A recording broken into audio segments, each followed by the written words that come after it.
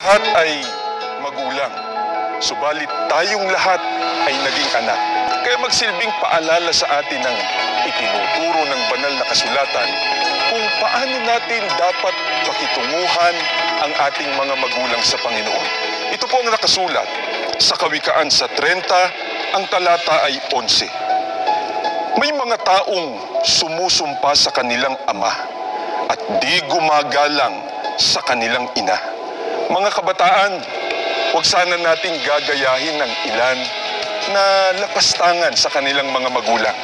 Igalang natin ang ating mga magulang na patuloy na gumagabay sa atin para po sa ating ikabubuti.